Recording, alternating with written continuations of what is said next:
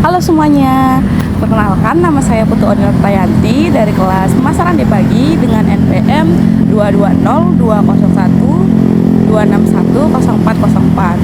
Di sini saya akan mempresentasikan tugas UAS Perilaku Konsumen dengan dosen pengampu Dr. Niputu Nita Anggreni SEMM. Selamat menyaksikan. Model pengambilan keputusan konsumen menurut Chipman dan Kanuk dibagi menjadi 3 tahapan utama yang membantu konsumen dalam menentukan pilihan produk yang akan dibeli. Adapun penjelasan mengenai 3 tahapan tersebut, yang pertama yaitu input atau masukan. Nah, tahapan input adalah semua rangsangan ataupun informasi yang diterima konsumen dari luar. Sumbernya bisa berupa stimuli pemasaran maupun stimuli lingkungan. Nah, stimuli pemasaran meliputi iklan, promosi, packaging, diskon, ataupun tampilan produk. Yang kedua yaitu stimuli lingkungan. Nah, stimuli lingkungan ini meliputi pengaruh budaya, keluarga, teman, ataupun tren sosial. Nah, pada tahapan ini fokus pada apa yang mempengaruhi konsumen untuk mempertimbangkan suatu produk. Yang kedua yaitu proses. Nah, tahapan ini menjelaskan bagaimana konsumen memproses informasi dan membuat keputusan.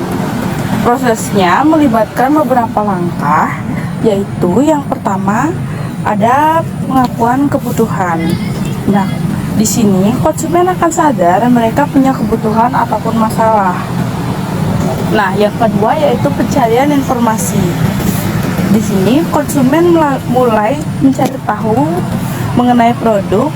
Biasanya konsumen melakukan lewat googling, menanyakan kepada teman ataupun membaca ulasan. Selanjutnya yaitu ada evaluasi alternatif, di mana konsumen membandingkan produk yang tersedia. Contohnya, konsumen akan membandingkan sepatu merek A, B maupun C dari segi harga, kualitas, dan juga segi desain. Nah, di tahap ini konsumen mulai serius untuk mempertimbangkan opsi sebelum memutuskan untuk membeli suatu produk. Selanjutnya yaitu yang terakhir ada output atau keluaran, yang dimana pada tahap output yaitu merupakan hasil dari suatu keputusan yang diambil. Nah, dalam output ada 2 hal utama, yaitu yang pertama ada keputusan pembelian. Di sini konsumen memutuskan untuk membeli produk tertentu. Misalnya konsumen memilih sepatu produk A. Nah, yang kedua yaitu perilaku pasca pembelian. Setelah membeli, konsumen bisa puas ataupun kecewa. Jika konsumen merasa puas, mereka mungkin akan melakukan pembelian ulang di masa yang akan datang. Nah, jikalau konsumen merasa kecewa, mereka bisa komplain atau beralih ke merek lain. Pentingnya memahami tahapan ini bagi pemasar. Nah, memahami tahap pengambilan keputusan konsumen sangat penting bagi pemasar karena dengan mengetahui bagaimana konsumen mengambil keputusan, pemasar lebih dapat merancang strategi pemasaran yang aktif dan juga efektif. Selain itu, dengan memberikan informasi yang relevan dan pelanggan positif di setiap tahapan, pemasar dapat meningkatkan kepuasan pelanggan dan juga mendorong loyalitas pelanggan. Adapun contoh strategi pemasaran untuk setiap tahapan. Yang pertama yaitu menggunakan iklan kreatif yang menyoroti masalah umum yang dihadapi target pasar dan menunjukkan berbagai produk yang dapat menjadi solusi. Selanjutnya yaitu menyediakan konten informatif seperti blog, video tutorial, ataupun paduan pembelian di situs web untuk membantu konsumen dalam mencari informasi. Selanjutnya yaitu menawarkan perbandingan produk secara transparan di situs web atau platform e-commerce sehingga konsumen bisa melihat keunggulan produk dibandingkan kompetitor. Lalu yaitu memberikan promosi khusus atau garansi uang kembali untuk mengurangi resiko bagi konsumen saat membuat keputusan pembelian. Yang terakhir yaitu mengirimkan survei kepuasan pelanggan setelah pembelian dan memberikan insentif untuk ulasan positif guna meningkatkan reputasi merek. Nah, dengan memahami ini dan menerapkan strategi berdasarkan tahapan pengambilan keputusan konsumen ini, pemasar dapat lebih efektif dalam menarik dan mempertahankan pelanggan. Kelompok referensi memainkan peran penting dalam pengambilan keputusan konsumen karena mereka memberikan norma, nilai, dan juga informasi yang mempengaruhi perilaku serta preferensi individu. Nah, kelompok preferensi adalah individu ataupun kelompok yang dijadikan acuan oleh seseorang dalam mengambil keputusan pembelian. Nah, mereka dapat mempengaruhi konsumen melalui dua cara, yaitu yang pertama yaitu pengaruh normatif. Nah, kelompok referensi memberikan norma-norma sosial yang harus diikuti sehingga konsumen merasa terdorong untuk membeli produk tertentu agar diterima oleh kelompok tersebut. Yang kedua yaitu pengaruh ekspresi nilai, yang dimana konsumen seringkali membeli produk untuk mengekspresikan nilai atau status sosial mereka. Misalnya, seorang konsumen mungkin membeli mobil mewah untuk dipandang sebagai orang sukses oleh kelompok sosialnya. Nah, adapun contoh pengaruh opini kelompok referensi. Yang pertama yaitu ada pengaruh dari keluarga. Nah, mungkin seorang remaja di keluarga tersebut memilih smartphone tertentu karena orang tuanya merekomendasikannya. Jika orang tua percaya bahwa merek yang tersebut berkualitas tinggi, remaja tersebut cenderung akan mengikuti pendapat dari orang tuanya. Yang kedua yaitu ada pengaruh dari teman sebaya.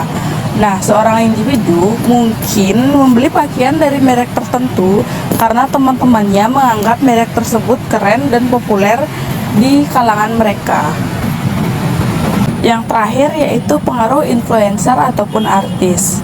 Nah, di sini banyak konsumen yang terpengaruh oleh rekomendasi dari influencer maupun artis yang merekomendasikan produk yang mereka review di media sosial. Misalnya, seorang influencer merekomendasikan produk skincare tertentu sehingga banyak pengikutnya atau followersnya akan merasa terdorong untuk membeli produk yang sudah direkomendasikan tersebut. Dinamika keluarga sangat mempengaruhi keputusan pembelian keluarga karena seringkali menjadi kelompok referensi utama bagi individu. Nah, setiap anggota keluarga memiliki peran yang berbeda dalam proses pengambilan keputusan. Yang pertama yaitu ada pengambil keputusan. Nah, seringkali salah satu anggota keluarga, misalnya orang tua, bertindak sebagai pengambil keputusan utama, terutama untuk pembelian besar seperti rumah maupun kendaraan. Selanjutnya yaitu ada pemberi informasi. Anggota keluarga lainnya dapat memberikan informasi dan merekomendasikan berdasarkan pengalaman mereka sendiri dengan produk tertentu. Dan yang ketiga yaitu ada penyetuju. Beberapa anggota keluarga mungkin memiliki kekuatan untuk menyetujui maupun menolak keputusan yang diambil oleh pengambil keputusan utama, terutama jika berkaitan dengan keputusan nilai-nilai keluarga. Selanjutnya yaitu ada peran individu dalam konteks keputusan keluarga. Anak-anak, meskipun mereka mungkin tidak memiliki kekuatan pengambilan keputusan secara langsung, namun anak-anak dapat mempengaruhi pilihan orang tuanya melalui permintaan ataupun preferensi mereka sendiri. Yang terakhir ada keputusan keluarga besar.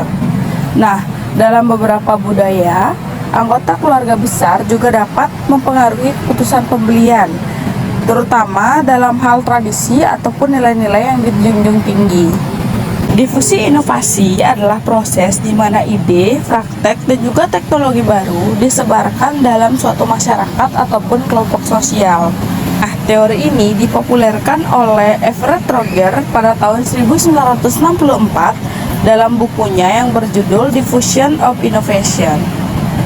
Menurut Roger, difusi merupakan komunikasi inovasi melalui berbagai saluran dalam jangka waktu tertentu, dan proses ini dapat diprediksi berdasarkan karakteristik inovasi dan masyarakat yang menerimanya.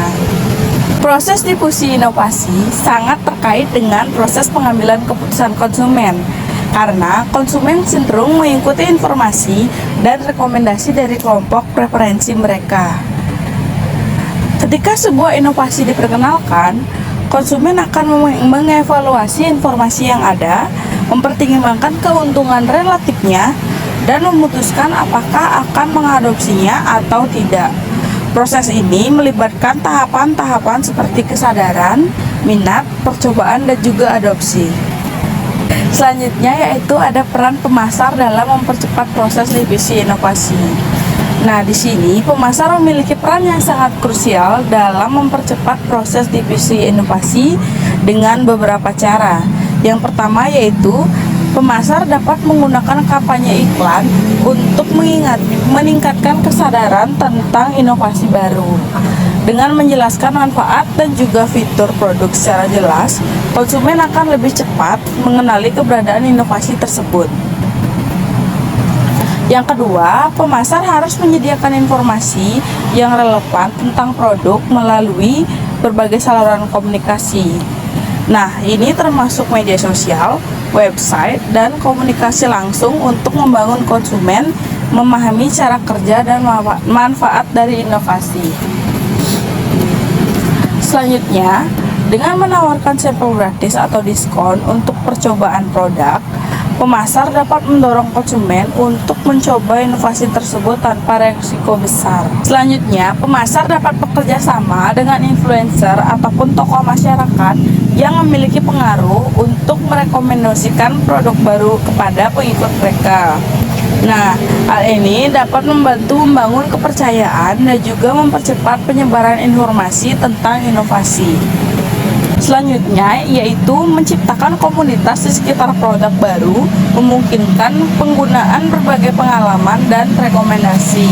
Hal ini dapat meningkatkan rasa percaya dari konsumen dalam mengadopsi inovasi. Persepsi konsumen dan proses pembelajaran seiring terikat erat dalam konteks pengambilan keputusan. Persepsi adalah cara individu menginterpretasikan dan memberikan makna terhadap informasi yang diterima. Sedangkan pembelajaran adalah proses perubahan perilaku yang terjadi akibat pengalaman. Nah, ketika konsumen berinteraksi dengan produk ataupun merek, mereka membentuk persepsi berdasarkan informasi yang mereka terima, baik dari pengalaman langsung maupun dari sumber lain seperti iklan ataupun rekomendasi. Nah, adapun pengaruh stimulus terhadap persepsi. Yang pertama yaitu menciptakan kesadaran. Stimulus seperti iklan, visual, dan audio dapat menarik perhatian konsumen, menciptakan kesadaran akan produk baru. Yang kedua yaitu membangun asosiasi. Melalui pengulangan dan penguatan positif, konsumen dapat menegosiasikan produk dengan pengalaman ataupun emosi tertentu. Misalnya, iklan yang menunjukkan kebahagiaan saat menggunakan produk dapat membentuk persepsi positif. Yang terakhir yaitu mengubah persepsi negatif. Nah, jika konsumen memiliki persepsi negatif terhadap suatu produk, penggunaan stimulus yang tepat atau seperti testimoni, penggunaan atau studi kasus dapat membantu mengubah pandangan tersebut. Pemasaran dalam memaksimalkan pembelajaran konsumen tentang produk baru. Sebagai seorang pemasar, merancang kampanye untuk memaksimalkan pembelajaran konsumen tentang produk baru melibatkan beberapa strategi kunci. Yang pertama yaitu edukasi melalui konten. Nah, di sini kita dapat membuat konten yang informatif yang menjelaskan manfaat dan juga fitur dari produk baru.